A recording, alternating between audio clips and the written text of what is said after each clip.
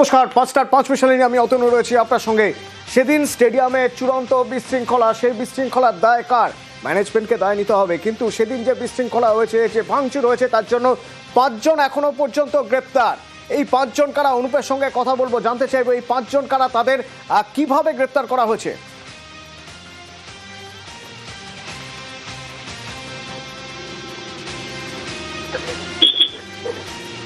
অনুপ, এই গ্রেপ্তার করা হলো কিভাবে? মানে এদের বিরুদ্ধে অভিযোগ কিভাবে প্রমাণ হবে?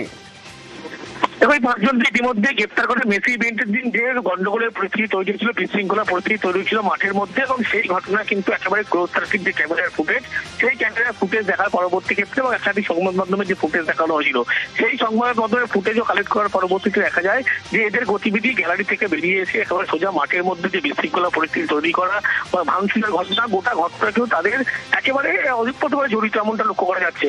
এর পরবর্তী ক্ষেত্রে তাদের নাম তথ্য পাওয়ার পরেই পুলিশের পক্ষ থেকে ইতিমধ্যেই এই 5 জনকে গ্রেপ্তার করা হলো। তাদের মধ্যে 2 জনের বাড়ি নাগের বাজার, 2 জনের বাড়ি দমদম এবং 1 জনের বাড়ি বাগুড়াটি জ্যাংলা এলাকায়। এই 5 জন কিন্তু একেবারে এই ঘটনা, ভাঙচুরের ঘটনা বা বিশৃঙ্খলার ঘটনার সঙ্গে কোনো সরাসরি যোগসূত্র এমনটাই পুলিশের পক্ষ থেকে বলা হচ্ছে। সেই কারণেই ইতিমধ্যেই প্রত্যেকে গ্রেপ্তার করা হয়েছে। পুলিশের পক্ষ থেকে আরো বলা হচ্ছে গ্রেপ্তারের সংখ্যা কিন্তু আরো বাড়বে। ধন্যবাদ। আমাদের তরফ থেকে সাবমিশন ছিল, আমরা 2 জনের হয়ে আজকে অ্যাপিয়ার করেছি। একজন আসামি হচ্ছে বালুরঘাটের নর্থ বেঙ্গলে, উনি ওখান থেকে এই কেসে হচ্ছে আমি নিজেই ভিকটিম। আমি ওখান থেকে টিকিট কেটে, দামি টিকিট কেটে এখানে এসেছি খেলা দেখতে, কিন্তু আমাকে উল্টে এই কেসে ফাঁসিয়ে দেওয়া হলো। পুলিশ বলছে যে সিসিটিভি ফুটেজ দেখে গ্রেপ্তার করা হয়েছে, কিন্তু কোর্টে সেরকম কোনো প্রমাণ দিতে পারেনি। এমনকি যে সেকশন লাগানো হয়েছে যে পুলিশকে মারধর করার, কোনো মেডিকেলও পুলিশ জমা দিতে পারেনি। পিপি সাহেব টাইম চেয়েছে, পুলিশ খালি জেসি প্রেয়ার করেছে, কোনো পিসি রিমান্ড করেনি।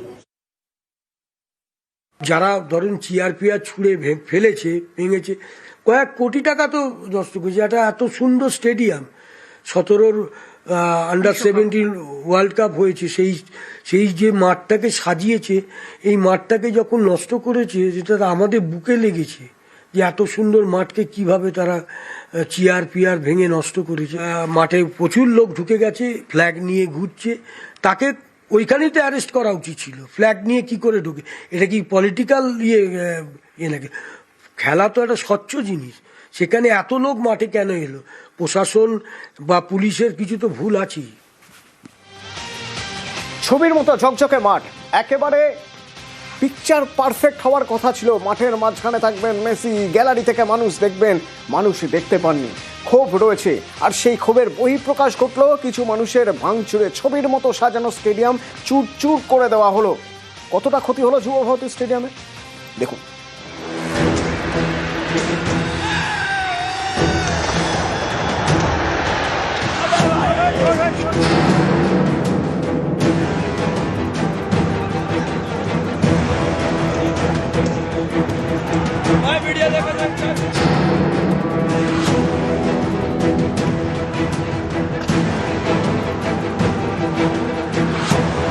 যুব ভারতীতে লিওনেল মেসির মেগা ইভেন্ট। শনিবার হাই প্রোফাইল এই অনুষ্ঠানে চূড়ান্ত অব্যবস্থা। এই দেখুন, মাঠে মেসিকে ঘিরে ভিড়। গ্যালারি থেকে ফুটবলের রাজপুত্রকে দেখতে পেলেন না অনেক দর্শক। মাত্র কয়েকজন লোকের জন্য রাজ্যের বদনাম।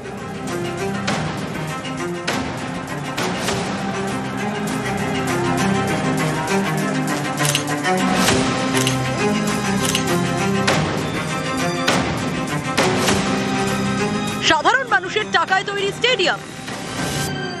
মেসিকে দেখতে না পেয়ে সেই স্টেডিয়ামে তাণ্ডব চালালো ক্ষুব্ধ জনতা।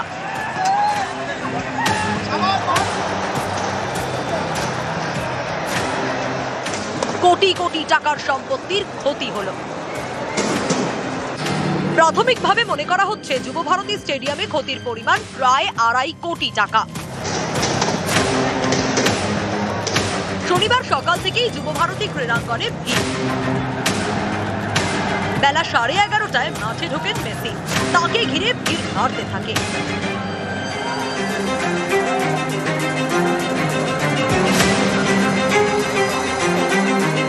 মিনিট 20-এর মধ্যে মাঠ থেকে বেরিয়ে যান ফুটবলের রাজপুত্র।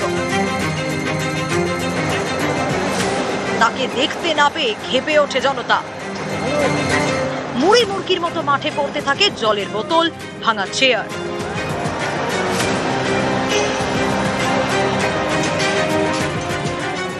ফেন্সিং ভেঙে মাঠে ঢুকে পড়েন অনেকে, চলে ভাঙচুর।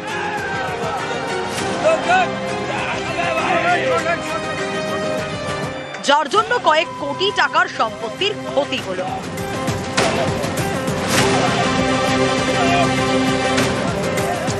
নিউজ 18 বাংলা। কিন্তু শুধু যারা ভাঙচুর করেছে তাদের দিকে দোষ চাপিয়ে দিলে তো হবে না। বেশ কিছু প্রশ্ন উঠে আসছে, যে প্রশ্নগুলোর উত্তর জানতে হবে। শতদ্রু রায়, যিনি আয়োজক, মূল আয়োজক, সেই শতদ্রু রায় পুলিশ গ্রেপ্তার করেছে। তার কাছে বেশ কিছু প্রশ্ন রাখছেন। প্রথমত, কত টিকিট বিক্রি করা হয়েছিল সেদিন? ঠিক এরকমই একের পর এক প্রশ্ন। স্টেডিয়ামে মেসির পাশে কারা? তাদেরকে আগে থেকে নির্ধারিত ছিল যে এরাই থাকবেন? কাদের অনুমতিতে মেসিকে ঘিরে এত ভিড়? কে দিল পারমিশন? সাপ্লিমেন্টারি পাস, এই পাস কতগুলো কার কাছে? সবচেয়ে গুরুত্বপূর্ণ জল, কোল্ড ড্রিঙ্কস, চিপস বিক্রির টেন্ডার কিভাবে পাওয়া গেল? অনু, ভিতর থেকে কি খবর পাচ্ছি একটু জানতে চাইবো। শতদ্রু দত্তকে কিন্তু গ্রেপ্তারের পরবর্তী ক্ষেত্রে দীর্ঘ জিজ্ঞাসাবাদ, কত সংখ্যক টিকিট বিক্রি করা হয়েছিল পারফেক্ট হিসাব এভাবে পুলিশ জানতে চায় তার থেকে। পরবর্তী ক্ষেত্রে এই তথ্য কিন্তু সন্ধান মেলে। মেসি যখন স্টেডিয়ামে প্রবেশ করে হোটেল থেকে, সেই সময় আশেপাশে কারা কারা থাকতে পারবে সেই তালিকা কাদের সঙ্গে আলোচনা করে ঠিক করা হয়েছিল, তার সেই মাধ্যমের কপি কোথায়, এই সমস্ত তথ্য এবং সাপ্লিমেন্টারি পাস যে কথা বলা হচ্ছে কত পরিমাণে তৈরি করা হয়েছিল, সেই সাপ্লিমেন্টারি পাস কোন ব্যক্তির কাছে কত পরিমাণ পৌঁছে গেছিল, এই সমস্ত হিসাব কোথায়, এবং জলের বোতল, কোল্ড ড্রিঙ্কস এবং চিপস কিভাবে স্ট্রিমের ভিতরে প্রবেশ করানো হয়েছিল, টেন্ডার কিভাবে দেওয়া হয়েছিল, বেআইনি ভাবে টেন্ডার কারা দিল, কিভাবে নিল, এই গোটা বিষয়ে পুলিশের পক্ষ থেকে বলা হয় যে জলের বোতল কোনোভাবে ভিতরে প্রবেশ করতে পারবে না, তারপরেও কিভাবে প্রবেশ করলো, এবং বলা হচ্ছে ইভেন্টের লোকজন যে সমস্ত ভিআইপি আসবে তাদের নাম করে সমস্ত জলের চিপস বা এই সমস্ত জলের বোতল, চিপস এই সমস্ত কি নিয়ে যাওয়া হয়েছিল অন্য পদ্ধতি মেনে, এই সমস্ত বিষয় নিয়ে জিজ্ঞাসাবাদ করা হচ্ছে। এবং পুলিশ তদন্ত নেমে জানতে পারছে যে ব্যক্তি টেন্ডার নিয়েছিল মোটা অঙ্কের টাকার বিনিময়, সেই ব্যক্তি ডিস্ট্রিবিউটরের সঙ্গে যোগাযোগ করেছিল, ভিতরে একাধিক লোক নিয়োগ করেছিল বলে এমনও জানতে পারছে। পুলিশ তদন্তে যে সমস্ত তথ্যগুলো এই নিয়ে শতদ্রু দত্ত তাকে দফায় দফায় জিজ্ঞাসাবাদ করা হয়। ধন্যবাদ। শতদ্রু দত্ত, এই শতদ্রু দত্তকে জিজ্ঞাসাবাদ করা হচ্ছে। কে এই শতদ্রু দত্ত? চাকরি থেকে ইভেন্ট ম্যানেজমেন্ট, রিশার ছেলের হাত ধরে কলকাতায় মারাদোনা থেকে মেসি, আর শনিবার যুব ভারতীর অব্যবস্থায় গ্রেপ্তার সেই শতদ্রু দত্ত।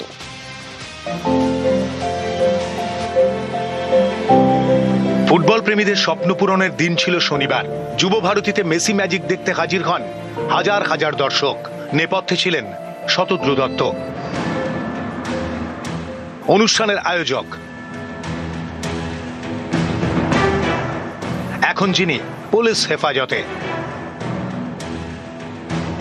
শতদ্রু দত্ত হুগলির রিষড়ায় বাড়ি। একসময় কর্পোরেট সংস্থায় চাকরি করতেন। খেলার নেশা থেকে ইভেন্ট ম্যানেজমেন্টের পেশায় শতদ্রু।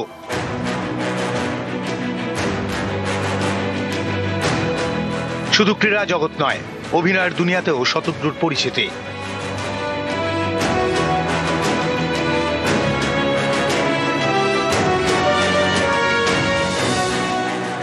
এই শতদ্রুর হাত ধরে দ্বিতীয়বার কলকাতায় পা রাখেন মারাদোনা। বিশ্বকাপ জয়ের পরে মার্টিনেজকেও এনেছিলেন ফুটবলের শহরে। এই শতদ্রু দত্তের উদ্যোগেই 14 বছর পরে শনিবার কলকাতায় আসেন মেসি। শুরুটা হয়েছিল উন্মাদনায়, আর শেষটা বিশৃঙ্খলায়।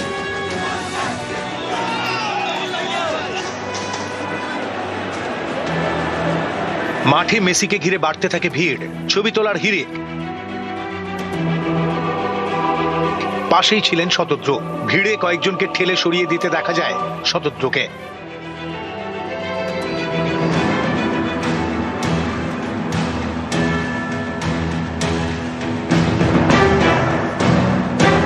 স্বপ্নের স্টেডিয়ামে তাণ্ডব।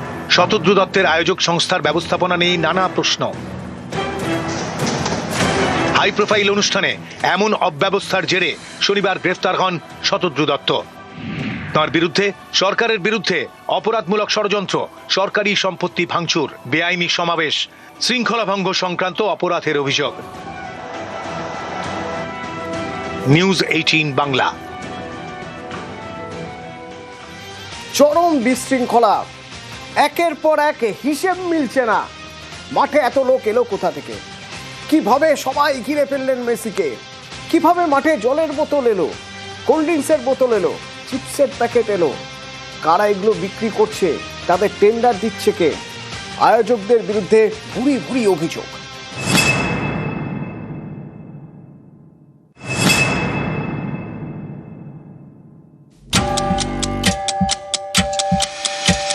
ফুটবল বিশ্বের মহাতারকা শনিবার যুব ভারতীতে ছিল লিও মেসির ইভেন্ট।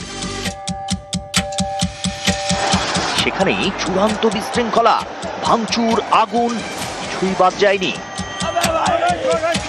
হাই প্রোফাইল অনুষ্ঠানের এমন অব্যবস্থার কারণে গ্রেপ্তার মূল উদ্যোক্তা শতদ্রু। এই ঘটনার ছত্রে ছত্রে প্রশ্ন উঠেছে মেগা ইভেন্টের ব্যবস্থাপনা নিয়ে। Rubbish mismanagement, rubbish. 32,000 দিয়ে পুরোটা দেখতে পাইনি। This is a fraud, this is a miscam, total mismanagement by the authority. 15,000 I paid for it. I came from Bengaluru. Such a shit management Kolkata has done it right now. Disgrace for Messi, disgrace for Kolkata, disgrace for India also. আন্তর্জাতিক স্তরের তারকাকে এনে শহরে অনুষ্ঠান, আমন্ত্রিত ভিভিআইপিরা। এই ধরনের অনুষ্ঠানে নিরাপত্তার ব্যবস্থা থাকে অন্য মাত্রায়। অনুষ্ঠানের আগে দফায় দফায় বৈঠক হয়, সেই বৈঠকে থাকেন ভিভিআইপির নিরাপত্তার দায়িত্বে থাকা প্রতিনিধিরা। পরিবহন দপ্তর, পূর্ত দপ্তর এবং ক্রীড়া দপ্তরের প্রতিনিধিরাও থাকেন। স্থানীয় পুলিশের তরফে প্রতিনিধি থাকেন বৈঠকে, ট্রাফিক পুলিশের প্রতিনিধিরা এবং অনুষ্ঠানের উদ্যোক্তাদের প্রতিনিধিও থাকেন। অর্থাৎ নিরাপত্তার দায়িত্বে কোথায় কে থাকবেন তা নিয়ে পরিকল্পনা করা হয় অনেক আগে থেকেই। প্ল্যানিং, প্রপার প্ল্যানিং ছিল, পুরোপুরি প্ল্যানিং ছিল। এত বড় প্রোগ্রাম তাহলে করতে না পারে কেন? যদি কারোর প্ল্যানিং এরকম গন্ডগোল হয়ে যায়, এত বড় প্রোগ্রাম কেউ নেয় কি? এই যে মেসির মতো সুপারস্টার আসবে, তার নিরাপত্তা নিয়ে কোনো মহড়া হয়েছে মাঠে? মহড়া তো 2-3 দিন ধরে বিভিন্ন রকম হয়েছে। পুলিশ আধিকারিক যারা অনেকেই এসেছিলেন, বিভিন্ন মিটিং হয়েছে, তাদের নিয়ে ঘোরা হয়েছে। স্টেডিয়াম ঘুরে স্ট্রিট অব্দি কাউন্ট করে সেই হিসেবে সব করেছেন, এগুলো শুনেছি আমি। উদ্যোক্তাদের দাবি মেগা ইভেন্টের জন্য পরিকল্পনা ছিল, কিন্তু ছবি তো অন্য কথা বলছে। মেসিকে ঘিরে ভিড়, এত লোক মাঠে ঢুকলো কিভাবে? স্টেডিয়ামে বোতল ছোড়া থেকে ভাঙচুর, আগুন, কিছুই বাদ যায়নি। তাহলে এই বিশৃঙ্খলার দায় কার? আমার মনে হয় অ্যাজ আ টিম আমরা, ধরো আমাদের পুলিশ বা ধরো আমাদের যারা মানে সিকিউরিটি কর্মীরা ছিল এবং মিডিয়ার ছেলেরা, we all work together to make it a very good product. এবং তার জন্যই সাফল্য হয়ে প্ল্যান করাটা তো সব নয়, প্ল্যানটাকে রিলিজিয়াসলি এক্সিকিউট করা, এটাই হচ্ছে আসল কাজ। আমার মতে হচ্ছে এই পুরোটা মিলিয়েই তো ইভেন্টটা। শুধু আমি কাউকে ফাইনাল করে ফেললাম সেটা তো ইভেন্ট নয়, আমি তাকে আমার পুরো যে প্ল্যান, সেই পুরো প্ল্যানটাকে এক্সিকিউট করলাম, সেটাই হচ্ছে ইভেন্ট না? একটা হলিস্টিক তোমার প্ল্যান থাকা উচিত, মানে টপ ভিউ থাকা উচিত, যে ওয়্যার সব থেকে প্রথম এটা ভাবা উচিত যে ওয়্যার থিংস ক্যান গো রং। ওই জায়গাগুলোকে যদি আমরা আগে অ্যান্টিসিপেট করতে পারি তাহলেই তোমার আর্থিকটা কাজ। আমার মতে খুব একটা দূরদর্শিতারও দরকার নেই, just little common sense will be enough. একটু এত বড় ইভেন্টের মধ্যে একটা ইন্ডিভিজুয়াল নিজে ইভেন্ট করার চেষ্টা করছে, এখানে অবশ্যই ওকে একটা প্রফেশনাল এজেন্সিকে হায়ার করা উচিত ছিল। বিকজ সল্টলেক স্টেডিয়াম একটা ছোট্ট জায়গা নয়, পৃথিবীর সব থেকে বড় তারকা আসছে, যার যে আমাদের বলিউড অথবা টলিউডের সেলিব্রিটিদের 5,000 গুণ বেশি পপুলার। ওরকম একটা ইভেন্টকে খুব সেন্সিটিভিটি, খুব ডিটেল প্ল্যানিং এ করা হয়েছিল। নিউজ 18 বাংলা। শনিবার যুব ভারতীতে বিশৃঙ্খলা নিয়ে 3টি জনস্বার্থ মামলা করা হয়েছে। এই 3টি মামলা সম্পর্কে বিস্তারিত জানবো হাইকোর্ট চত্বর থেকে। আমার সঙ্গে অর্ণব রয়েছেন। অর্ণব, দেখো, মূল এবং অন্যতম প্রধান জনস্বার্থ মামলাটি ঠুকেছেন রাজ্যের বিরোধী দলনেতা শুভেন্দু অধিকারী, এবং সেক্ষেত্রে এখনো পর্যন্ত এই যুবভারতী ক্রীড়াঙ্গনে মেসি অনুষ্ঠানটিতে যে বিশৃঙ্খলা, সেখানে যা যা তদন্ত হয়েছে সমস্ত কিছু বাতিল করার আবেদন রয়েছে তার। এক্ষেত্রে নিরপেক্ষ তদন্তের জন্য কলকাতা হাইকোর্টের নজরদারিতে একটা স্পেশাল ইনভেস্টিগেশন টিম তৈরি করে তদন্তের আবেদন রেখেছেন, এবং পাশাপাশি এটাও তিনি যেভাবে হেনস্থার শিকার হয়েছেন, টিকিট কেটে যারা গিয়েছিলেন মেসিকে দেখতে, তারা যেভাবে হেনস্থার শিকার হয়েছে তাদেরকে ক্ষতিপূরণ দেওয়ার আবেদনও রেখেছেন বিরোধী দলনেতা। এর সঙ্গে টিকিটের মূল্য ফেরত এইরকম কিছু আবেদন রয়েছে তার এই জনস্বার্থ মামলায়। অন্যদিকে আরো দুটি যে জনস্বার্থ মামলা রয়েছে, আইনজীবী সব্যসাচী চট্টোপাধ্যায় এবং আইনজীবী ফিরদৌস শামীম যে মামলাগুলি লিড করছেন, সেক্ষেত্রে অন্যতম ফিরদৌস শামীমের মামলার সেক্ষেত্রে ইডি এবং সিবিআই তদন্ত আর্থিক তছরুপের বিষয় রয়েছে। উল্লেখযোগ্যভাবে তাঁর মামলা একটি ফেয়ার রয়েছে, তাহলে যুবভারতী ক্রীড়াঙ্গনের যে ক্ষতি হলো, প্রায় কয়েক কোটি টাকার সম্পত্তি নষ্ট হলো, এই যুবভারতী ক্রীড়াঙ্গন যা আমাদের নস্টালজিয়া, সেই যুবভারতী ক্রীড়াঙ্গনকে তার আগের অবস্থায় ফিরিয়ে দেওয়ার জন্য যে ক্ষতিপূরণ প্রয়োজন, সেই ক্ষতিপূরণের টাকা আয়োজক সংস্থার কাছ থেকে উদ্ধার করা হোক, এই আবেদন রয়েছে। অন্যদিকে সব্যসাচী চট্টোপাধ্যায়ের মূল যে বিষয়টা, অর্থাৎ অবসরপ্রাপ্ত বিচারপতি অসীম কুমার রায়ের যে বেঞ্চ, বিচারপতি নেতৃত্বে যে কমিটি, সেই কমিটি তদন্তটাই আইনসঙ্গত নেয় রাজ্যের কাছে, সেই আইনি ক্ষমতাই নেই এইভাবে কমিটি করে তদন্ত করার, এমনটা তার যুক্তি। সেক্ষেত্রে তিনিও চাইছেন বা তার যিনি মক্কেল তারাও চাইছে যে কলকাতা হাইকোর্টের নজরদারিতে সে টিম তৈরি করে হস্তক্ষেপ করে হাইকোর্টের আদালতের নজরদারিতে পুরো বিষয়টা তদন্ত হোক। এবং এক্ষেত্রে মেসি কলকাতায় আসা, তার যে কর্মসূচি ছিল, সেই কর্মসূচি কি ছিল, পুলিশ কতটা প্রস্তুত ছিল, পুলিশকে জানানো হয়েছিল কি হয়নি, পুরো বিষয়টা নিয়ে তদন্তের আওতায় আসুক, যা পুরো দস্তুরভাবে কলকাতা হাইকোর্টের নজরদারিতে। ভারপ্রাপ্ত প্রধান বিচারপতি সুজয় পালের ডিভিশন বেঞ্চ 3টি জনস্বার্থ মামলারই অনুমতি দিয়েছেন। এখন এই মামলাগুলি দ্রুততার সাথে মঙ্গলবারই শুনানি হবে নাকি পরবর্তী সময় শুনানির জন্য আসবে, তা কালকে দৃষ্টি আকর্ষণ করতে তিনি মৌখিক আশ্বাস দিয়েছেন শুভেন্দু অধিকারী আইনজীবী দিল্লেবল ভট্টাচার্যকে। এবং কাল সকাল 10:30 করে বিষয়টি আরো নির্দিষ্ট হবে কবে মামলা শুনানির জন্য আসতে চলেছে। ধন্যবাদ। পুলিশ তদন্ত করবে না। 20 টাকার বোতল 200 টাকায় বেচেছে, 10 টাকার চিপস 100 টাকায়, সব অরূপ আর সুজিতের লোকেরা। পুলিশ এদের ধরবে নাকি? পুলিশের হাতে তদন্ত রাখা যাবে না, ওই জন্যই হাইকোর্টে গেছি। গ্যালারি পুরো ভর্তি, প্রচুর মানুষ টিকিট কেটে এসেছেন মেসিকে দেখবেন বলে। মেসি তো থাকবেন স্টেডিয়ামের মাঝখানে, মেসিকে দেখতে সমস্যা কোথায়? কিন্তু মেসিকে দেখা গেল না কেন? তার কারণ মেসিকে ঘিরে অনেক লোক। এই এত লোক কিভাবে মাঠের মধ্যে ঢুকে পড়লো, তা নিয়েই তো প্রশ্ন উঠছে।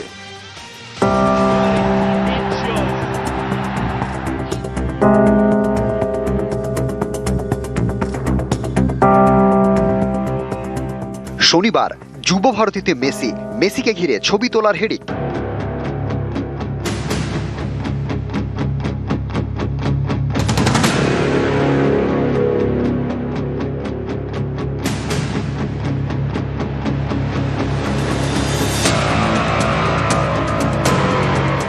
মেসির চারপাশে ভিড়।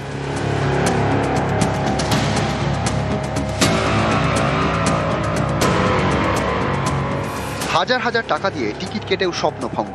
গ্যালারি থেকে মেসিকে দেখাই যায়নি, এই থেকে বিশৃঙ্খলা শুরু।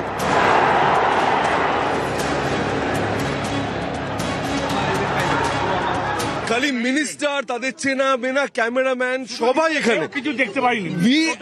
হরিড এক্সপিরিয়েন্স। অভিযোগ, যখন মেসির গাড়ি প্রবেশ করে তখন অনেকেই নাকি আচমকা, এখানে যারা সিকিউরিটিতে ছিলেন বা এখানে দাঁড়িয়ে অপেক্ষা করছিলেন এরকম অনেকে, তারাও নাকি তড়িঘড়ি মেসির গাড়ির সঙ্গে ভেতরে প্রবেশ করে দেওয়ার চেষ্টা করেন এবং অনেকে ঢুকেও যান। মেসি মাঠে ঢোকার পরেই তাকে ঘিরে বাড়তে থাকে ভিড়। কিন্তু এরা কারা? মাঠে ঢুকলেন কিভাবে?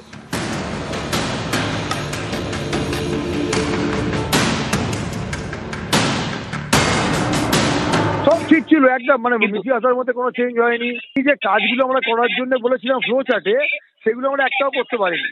বাচ্চাগুলোকে গ্রুপ করে করে যে ভাগ করে রাখা হবে 4টে কোণে 5 জন করে, সেই ক্লিনিকটায় উনি অংশগ্রহণ করবেন। তাও কেউই মাঠের মধ্যে থাকবে না, কিন্তু আলটিমেটলি প্র্যাকটিক্যালি ওইখানে কেউ মাঠ থেকে বেরোয়নি। আর প্রচুর মানুষ ছিল যারা কি সত্যি ইনভাইটেড ছিল। কি করে আমি চিনি তো না, কি করে বলবো বলুন তো যে কাদেরকে কি হয়েছে? অনেকেই জানি না। স্টেডিয়ামে গাড়ি ঢোকার দুটো রাস্তা, আর মাঠে প্লেয়ারদের ঢোকার জন্য রয়েছে টানেল। এই টানেলে থাকে নিরাপত্তা রক্ষীরা, সেখান দিয়ে শনিবার গিজ করে লোক মাঠে ঢোকে। এখানেই প্রশ্ন, এত লোক টানেল দিয়ে ঢুকলো কিভাবে? তাহলে কি আলাদা করে টিকিট বিক্রি করা হয়েছিল? এটা হচ্ছে সরাসরি যেখানে চলে যাওয়া যায় সেটা হচ্ছে ড্রেসিং রুমের একদিক, ফুটবলারদের ড্রেসিং রুমের একদিক, এবং এই টানেল দিয়ে সহজেই অনেকে বেরিয়ে আসতে পারেন, যদিও নিরাপত্তা রক্ষীরা ছিলেন। মেসিকে দেখার আনন্দে আত্মহারা সবাই, তখন যারা নিরাপত্তার দায়িত্বে ছিলেন তারাও তো আত্মহারা হয়ে পড়েছিলেন। তারাও মেসিকে দেখতে যখন চলে যান তখন এই দরজাও কিন্তু খোলা থেকে যায়, ফলে এখান থেকে আচমকা কেউ বেরিয়ে সরাসরি মাঠে ঢুকে যায়নি। তো একটা অভিযোগ আসছে যে প্রচুর মানুষকে এমনি ঢুকিয়ে দেওয়া হয়েছিল। কি করে ঢুকবে আমি তো এটাই তো বুঝতে পারছি না। যত লোককে অ্যাপ্লিকেশন দিয়েছি তার মধ্যে কিছু লোকের তো মানে ভেতরে ঢোকার পারমিশন দেওয়া হয়েছে, যারা মাঠে যাবে, মানে পারফর্মার, মানে মাঠে যাবে, কিছু মাঠ থেকে বেরিয়ে যাবে। যে ছবি দেখা যাচ্ছে মেসি ঢোকার সঙ্গে সঙ্গে তাকে ঘিরে ধরা হলো। অনেক লোক দেখেছি যাদেরকে আমি ভালো মতন জানি না, চিনি না, বা এর আগে কোনোদিন সেইগুলো আমার সঙ্গে পরিচয় নেই। তারা কারা বুঝতে পারলাম না তো কারা কারা, আমি তো চিনি না বলছি। তারা ঢুকলো কোথা থেকে? তাহলে মাঠে ঢুকেছে, কোথা দিয়ে ঢুকেছে কি করে বলবো। নিউজ 18 বাংলা। এইখানেই তো প্রশ্ন, তারা ঢুকলো কারা? যারা ম্যানেজমেন্টের দায়িত্বে আছেন তারাই জানেন না কারা ঢুকলো, কোথা থেকে ঢুকলো, কখন ঢুকলো। এই মিসম্যানেজমেন্ট নিয়ে প্রশ্ন তুলে দিচ্ছেন প্রাক্তন ফুটবলাররাও। ম্যানেজমেন্ট পুরো আমরা যা ধারণা করলাম ওখানে, এটা পুরো ম্যানেজমেন্টের ভুল আছে। ম্যানেজমেন্ট ভুলের জন্যই আজকে আমাদের চোখের সামনে, যেখানে আমরা বড় হয়েছি, যেখানে এত নাম কামিয়েছি, সেই স্টেডিয়ামটা চোখের সামনে যখন দর্শকরা নেমে যেভাবে ভাঙচুর করছে, বা এটা আমরা কোনোদিনই কাম্য নয়, ভাবিনি। আমার অনেক বন্ধু এসেছিল, আসাম থেকে এসছে, দিল্লি থেকে এসছে, অনেক জায়গা থেকে এসছে। তারা যখন তাদের বাচ্চাকে নিয়ে মেসিকে এক ঝলক দেখতে পায়নি, তাদের যে রাগ, তাদের যে ক্ষোভ, তারা পুরো উগড়ে দিয়েছে মাঠের উপরে। অ্যাটলিস্ট আমার মনে হয় যদি একটা চক্কর, যদি এরকম হুটখোলা গাড়িতে বা যে কোনো একটা গাড়িতে বসিয়ে, যেরকম আমরা সুনীলকে দেখলাম, ছেত্রীকে, তেন্ডুলকারে যখন দেখলাম, যখন নিজের জার্সি দিচ্ছে, কোনো ডিস্টার্বনেস নেই পাশে। ফার্স্ট লাস্ট আমি দেখেছি মেসিকে যেখানে ড্রপ করেছে, আমার মনে হয় যেখানে ড্রপ করেছে সেখানে ড্রপ করা উচিত হয়নি। ওখানে সানরুফ ছিল গাড়িতে যদি ওনাকে একটা ল্যাব বা দুটো ল্যাব করিয়ে দিতেন হয়তো এই ঘটনা ঘটতো না। আর তারপরে যে ঘটনাটা হয়েছে সেটা খুব লজ্জাজনক ঘটনা। মানে এরম ভাবে এত লোক দেখতে এসেছিল যাদের চোখে জল পড়েছে, আমার মনে হয় এটা কাম্য নয়, এটা আমার মনে হয় অ্যাকসেপ্টেবল না। ও এসছে লোক পাবলিক দেখার জন্য, পাবলিক ওকে দেখবে, ও পাবলিকদের দেখবে, কিন্তু যা ওখানে ক্যাওয়াস হয়েছিল আমার মনে হয় এটা হওয়া উচিত হয়নি। কাকে কাকে দোষারোপ করবেন? দোষারোপ আমরা নিজেকে যদি আমরা ঠিক না করতে পারি, প্রলোভন যদি না ছাড়তে পারি, তাহলে এই ঘটনা বারবার ঘটবে। আমার বেশি জিনিসে মনে হয়েছিল যেটা হয়তো প্ল্যানিংটা, হয়তো ওদের প্ল্যান ছিল বাট এক্সিকিউশনের অভাব ছিল। মেসি শুধু সেলিব্রিটি হয়, মেসি যখন এসছে তার জন্য আরো অনেক বেশি প্রোটোকল মেনটেন করা উচিত ছিল। বিকজ সবচেয়ে মাইনাস পয়েন্ট হয়ে গেছে যে মেসিকে কিন্তু হুটখোলা জিবে ঘোরালে কিন্তু এই গন্ডগোলটা হতো না।